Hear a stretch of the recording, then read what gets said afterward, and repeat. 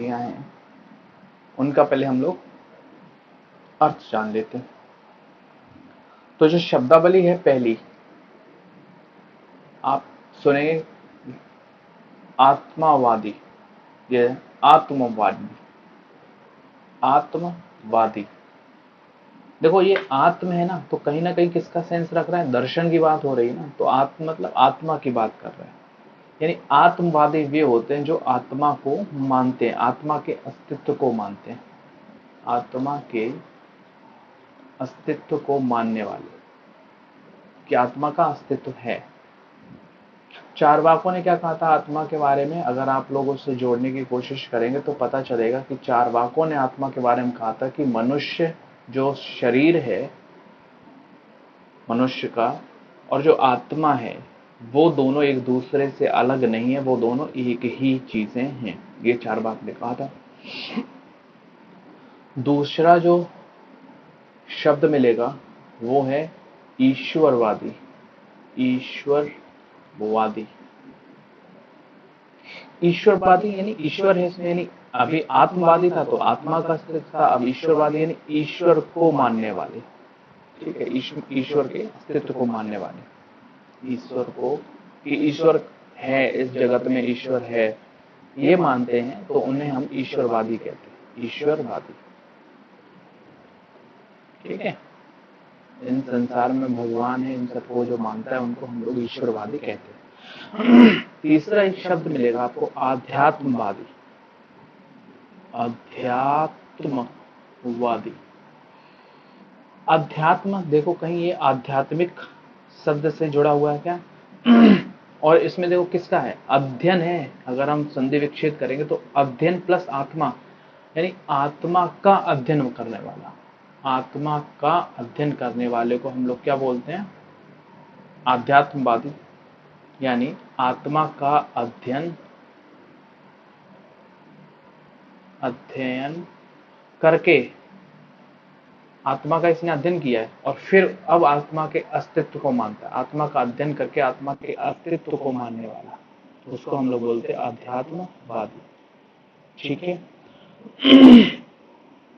तीसरा शब्द हमने देख लिया, अब हम चौथा शब्द देखते हैं और वो है भाववादी। भाववादी, भाव तो समझते हैं ना, इमोशंस, यानी जो इमोशंस को महत्व देते हैं, भावनाओं को महत्व जो देते हैं, भावनाओं को महत्व देने वाले। ठीक है, अगर जो भावनाओं को, अब बताओ मुझे, जो भावनाओं में बहता है क्या वो तार्किक होता है? कभी कभी तार्किक नहीं होता, वो हमेशा अतार्किक होता है। ये बातें जो होते हैं ना, जो भाववादी होते हैं वो अतार्किक होते हैं। अतार्किक मतलब कोई लॉजिक नहीं होता है, लॉजिक। ठीक है, आपने नहीं देखा होगा जैसे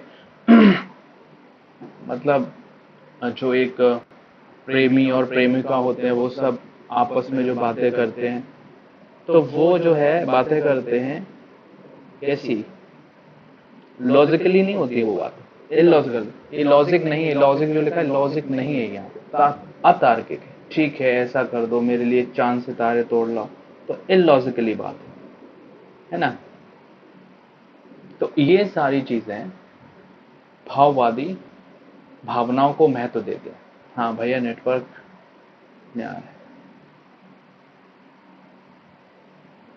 ओके ओके, तो ये सारी जो बातें होती है ये इलॉजिकली होती है, इसको हम लोग बोलते हैं भाववादी। ठीक है, यानी जो मैंने ये चार शब्द देखे हैं, ये चारों शब्द, इन चारों शब्द को एक शब्द में अगर पिरोया जाए तो वो शब्द बनेगा प्रतिक्रियावादी। प्रतिक्रिया, प्रतिक्रियावादी काल कहते हैं इसे, प्रतिक्रियावादी काल। ये जो सब चीजें इनमें आती है प्रतिक्रियावादी काल होता है। कैसे प्रतिक्रियावादी काल क्या है, यानी यह जो है ये समाज को, जो ये चारों चीजें जो हैं, आध्यात्मवादी, आत्मवादी, ईश्वरवादी, भाववादी, ये सारी चीजें जो है समाज के प्रगति को रोकते हैं। समाज जो है प्रगति नहीं कर सकता। अब बताओ, अब जो आत्मा के अस्तित्व को मानता है क्या वो प्रगति कर सकता है? कभी नहीं कर सकता। वो उसी में खोया रहेगा। ईश्वर को जो मानता है, दिन भर हर चीज में ईश्वर ढूंढ रहा है, ईश्वर है ईश्वर है ईश्वर है, तो वो कहीं प्रगति कर सकता है? ऑब्वियसली नहीं।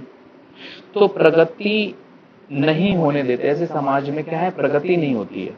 ठीक है, ये अपने अतीत का ही गुणगान करते रहते, अपने पास्ट का ही गुणगान करते हैं। हमारा पास्ट ऐसा था, हमें पास्ट की ओर लौट जाना चाहिए, है ना, सारी चीजें पास्ट को अपनानी चाहिए, हमें अपने अतीत की ओर लौटना चाहिए, लाइक दैट। तो ऐसी बातों को मानने वाले ऐसे काल को हम लोग प्रतिक्रियावादी काल भी कहते हैं। ठीक है। हाँ, इको हो रहा है, इट मीन्स आपका नेटवर्क प्रॉब्लम कर रहा है।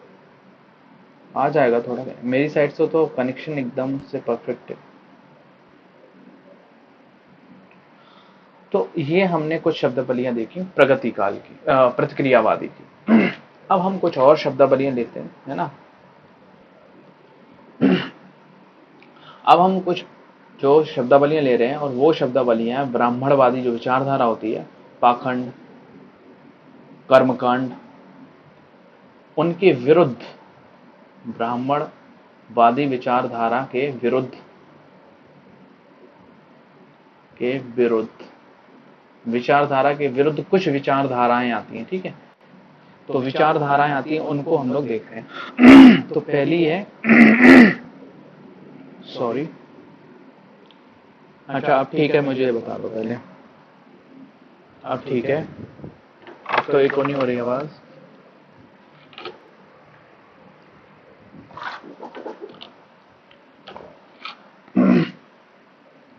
अब ठीक है ना। हाँ, इको हो रहा है, अभी भी हो रहा है।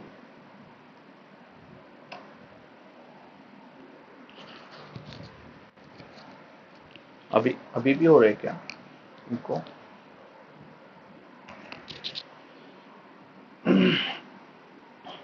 हाँ, डबल आवाज, हाँ तो इको हो रहा है, इसका मतलब डबल आवाज आ रही है। हाँ, वो अगर, तो इसका मतलब आपके नेटवर्क में थोड़ी प्रॉब्लम आ रही है ना, उसको एक बार रिफ्रेश कर लो। जिसके में भी इको की प्रॉब्लम आ रही है, उसको रिफ्रेश कर लेगा तो ठीक हो जाएगी वो, है ना। ठीक है, तो ब्राह्मणवादी विचारधारा के विरुद्ध विचारधाराएं जो होती हैं, उनकी बात करते हैं। तो ऐसी कौन सी विचारधारा है? तो पहली विचारधारा होती है यथार्थवादी। यथार्थवादी, ठीक है। मैं पहले कुछ नाम बता दूं, फिर उसके बाद उन सबको देख लेते हैं इकट्ठा। दूसरा है प्रत्यक्षवादी। यथार्थवादी, प्रत्यक्षवादी, अनुभववादी, अनुभववादी, अनुभववादी। इसके बाद अगर हम लें तो पदार्थवादी, पदार्थवादी, तर्कवादी, तर्कवादी। ठीक है,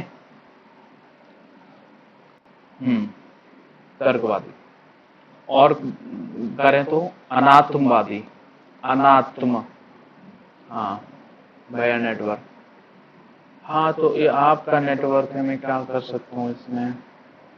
अनात्मवादी मेरी तरफ से एकदम से परफेक्ट है। अनात्मवादी और अनीश्वरवादी, अनीश्वरवादी। ये कुछ शब्द हैं जो ब्राह्मणवादी विचारधारा है, ब्राह्मणवादी जो विचारधारा, उसके विरुद्ध में जो विचारधाराएं हैं वो ये हैं। पहले है यथार्थवादी। यथार्थ का मतलब होता है हमेशा जो है, यथार्थ मतलब समझते ना, यथार्थ मतलब जो सत्य की बात करता है, जो हमारे सामने है मौजूद, जो चीजें मौजूद हैं उनकी जो बात करता है वो यथार्थ की बात करता है। प्रत्यक्ष तो समझते ही हैं, प्रत्यक्ष वो अनुभव, जिसने अनुभव किया हो उस चीज का वो। पदार्थ तो पदार्थ आप समझते ही, नेचर जो होता है वो।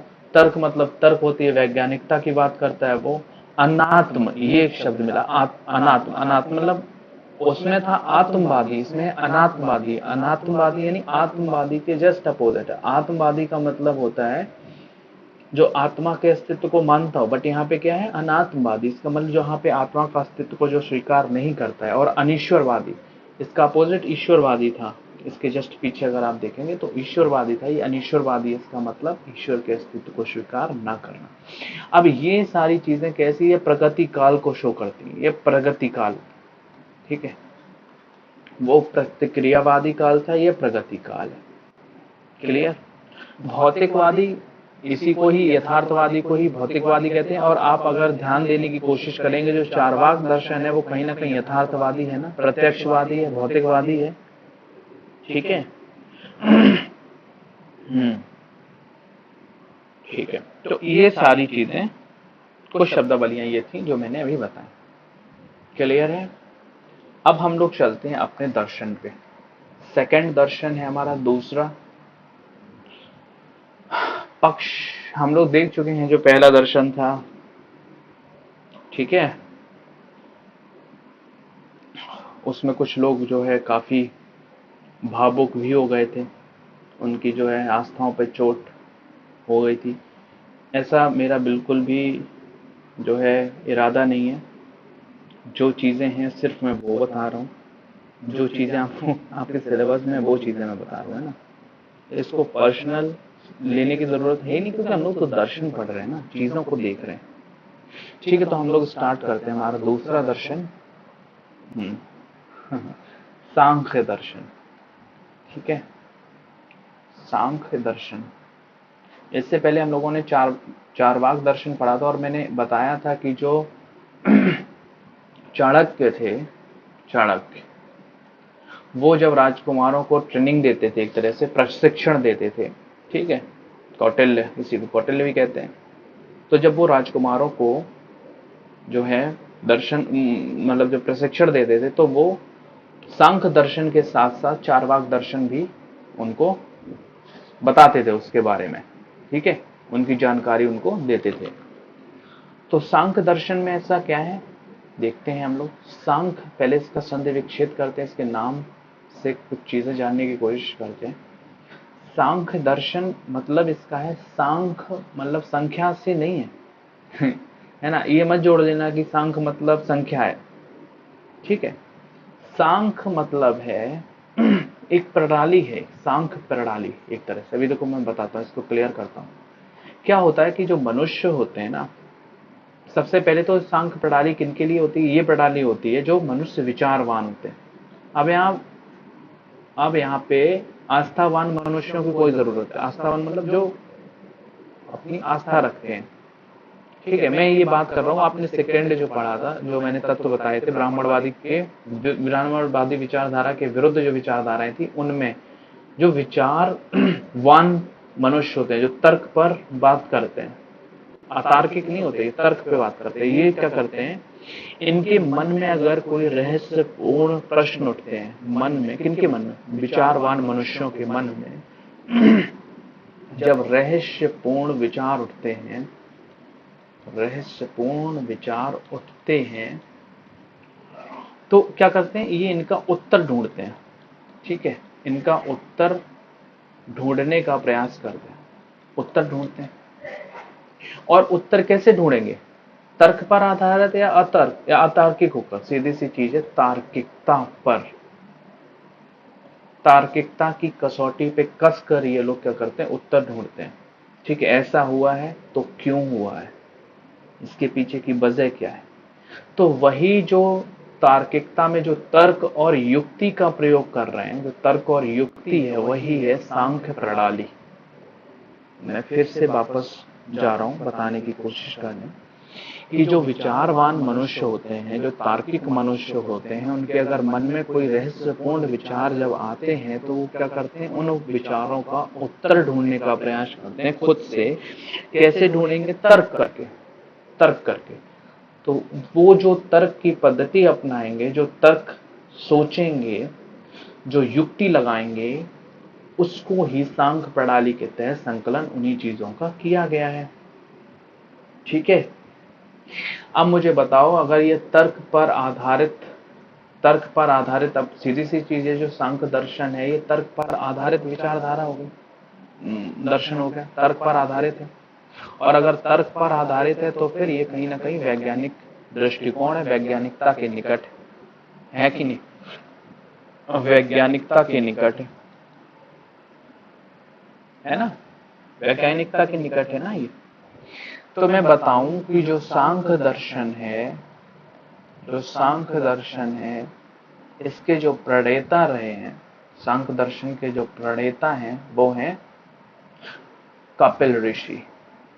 कपिल ऋषि, कपिल ऋषि इसके प्रणेता रहे सांख्य दर्शन के।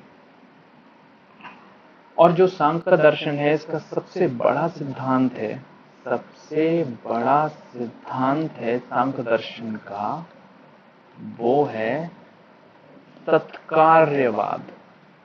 सत्कार्यवाद। घबराएं मत, घबराएं नहीं, बिल्कुल भी कुछ भी नहीं है। सत्कारवाद शब्द है, उसको अभी हम जैसे बताएंगे तो समझ में आएगा। मैंने बताया जो सांख्य दर्शन है, अगर उसके प्रणेता के बारे में पूछते तो वो है कपिल ऋषि।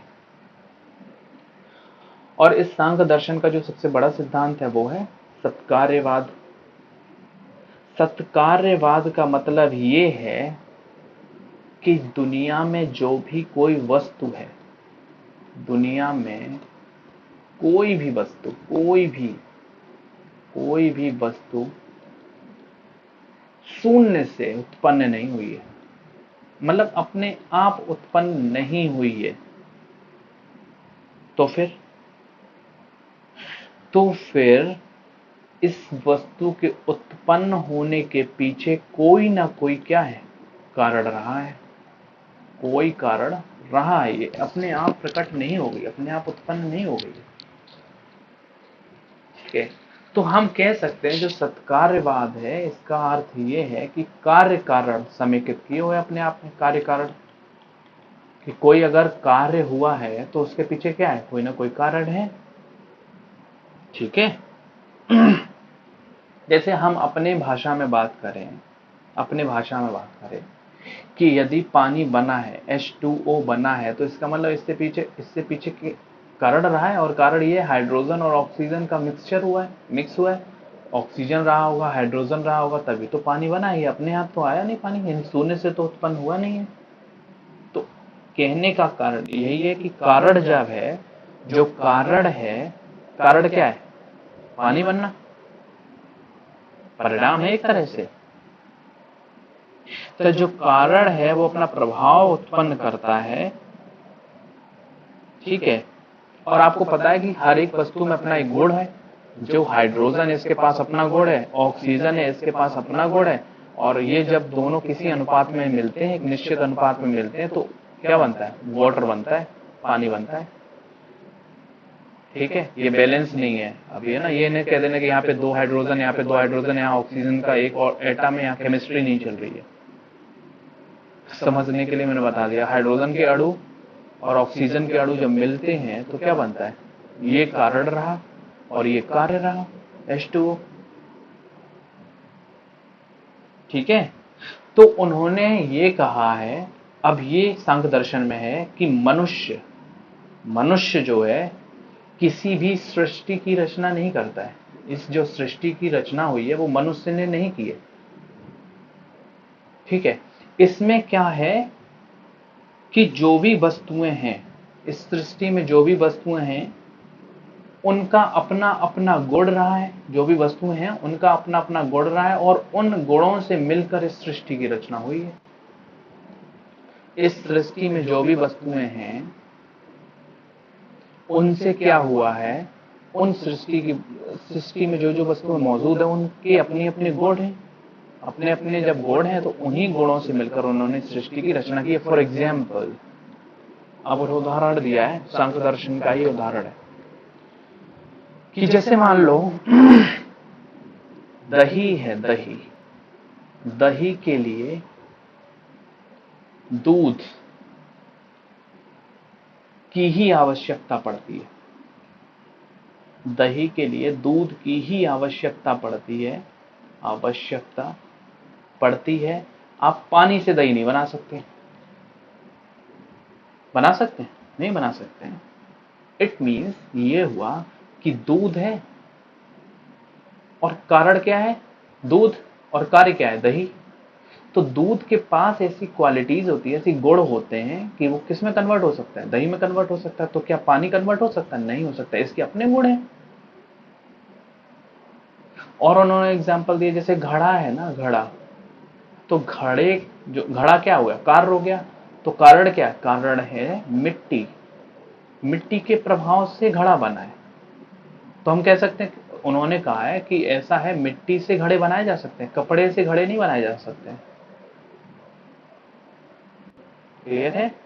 ये दर्शन है, थोड़ा इसको जो है ना ऊपर जाके सोचना पड़ेगा। ऊपर मतलब ऊपर नहीं जाके सोचना पड़ेगा ना, ये मत सोचना कि ऊपर जाना पड़ेगा इसके लिए, नहीं नहीं, अपने जो बुद्धि का स्तर है उसको थोड़ा ब्रॉडर करके तब चीजें लेनी पड़ेंगी। तो घड़ा है, तो घड़ा अगर कोई बना है, यानी कार्य घड़ा है, तो कारण क्या है? मिट्टी रहा है, कपड़ा नहीं है इसके पीछे। मिट्टी की अपनी क्वालिटी है और उस गुण से घड़े का निर्माण हुआ है। कपड़े से निर्माण नहीं हो सकता घड़े का। ठीक है? तो फिर लोगों ने कहा भाई बताओ तो चेतना क्या है फिर? जैसे चारवाक ने चेतना के बारे में क्या कहा था? चारवाक ने कहा था कि जो चेतना है वो अलग अलग पदार्थ, जो उन्होंने 4 पदार्थ लिए थे जिसमें आकाश नहीं था, उनसे मिलकर बना है, उनके एक निश्चित अनुपात से मिलकर बना है। तो ये कहते हैं कि चेतना का, अब कौन कह रहे हैं? अब ये कह रहे हैं सांख्य दर्शन। सांख्य दर्शन कहता है कि जो चेतना है, चेतना का अलग से कोई अस्तित्व नहीं है। मैं कहूं कि चेतना अलग से आती, नो, अलग से इसका कोई अस्तित्व नहीं है। ये जो चेतना है, ये पदार्थों से मिलकर ही बनी,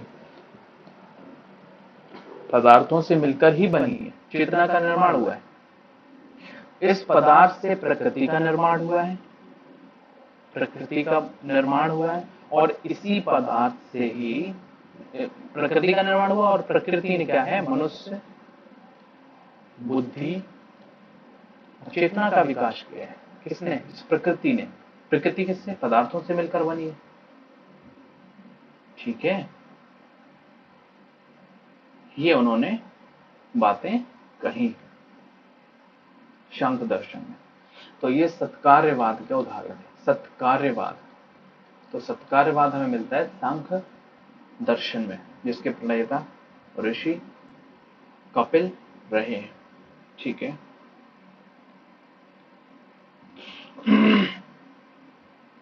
आपको जो एक है, आपने महाभारत, महाभारत तो जानते होंगे आप लोग।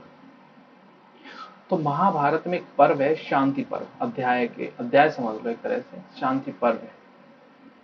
तो ये शांति पर्व कहीं ना कहीं किसको प्रदर्शित करता है? ये सांख्य दर्शन को प्रदर्शित करता है कहीं ना कहीं। कैसे?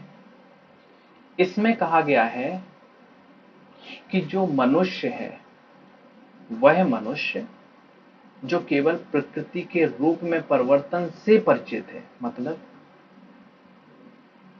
मतलब यदि मनुष्य प्रकृति के रूप से परिवर्तन है, जैसे घड़े, मिट्टी से क्या बनाया जा रहा है? घड़ा बनाया जा रहा है। दूध से क्या बनाया जा रहा है? दही बनाया जा रहा है। प्रकृति के रूप से परिचित है, रूप से परिचित है, लेकिन प्रकृति को अगर नहीं जानता, उसका नेचर क्या है, प्रकृति से परिवर्तित है, मतलब परिचित है, वो कहे कि मैं जानता हूं कि जो दूध होता है उससे दही बनता है, परिचित तो है, वो ट्रांसफॉर्म से तो परिचित है, लेकिन वो दूध की गुण नहीं जानता है, दूध की क्वालिटी नहीं जानता है, प्रकृति के गुण से परिचित नहीं है। मनुष्य अगर क्या है, केवल अगर प्रकृति के रूप से परिचित है, अगर वो प्रकृति को नहीं जानता, तो इसका मतलब वह अपने अज्ञान पर बहुत पछताता है, वह अपने इस अज्ञान पर बहुत पछताता है। समझ गए? जैसे मैं कहूं, अगर मैं इसको एक सरल एग्जांपल से समझने की कोशिश करूं, तो मैं बताऊं आपको कि जैसे मान लो आप हो, ठीक है, आपने कोई चीज यहाँ पे ऐसी कोई चीज रख दी, गिलास रख दिया जिसमें दूध भरा हुआ था, मान लो, ठीक है, ये दूध भरा हुआ गिलास कहीं ऐसी जगह पर रख दिया, आपको ऐसा लग रहा है कि ये जो है ना, थोड़ी देर अगर मैंने नहीं इसको उठाया तो या तो ये फैल जाएगा या बिल्ली इसको पी जाएगी। ठीक है, लेकिन फिर भी हम इतने लापरवाह हो गए कि और कोई काम में जुट गए।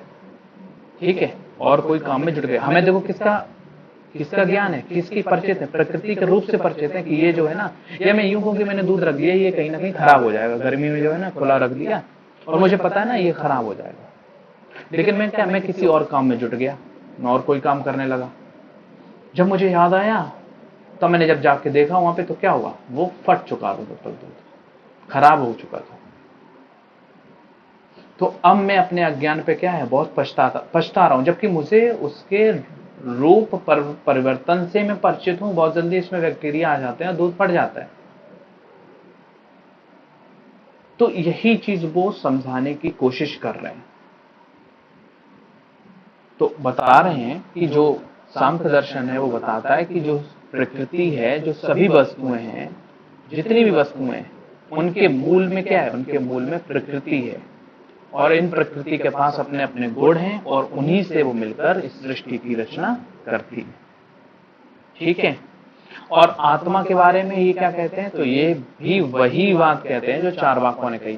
क्या आत्मा जो है वो शरीर से अलग, इनका कोई अस्तित्व, आत्मा का कोई अस्तित्व नहीं है। साफ है इतना? इतना साफ है या साफ हो गया पूरा?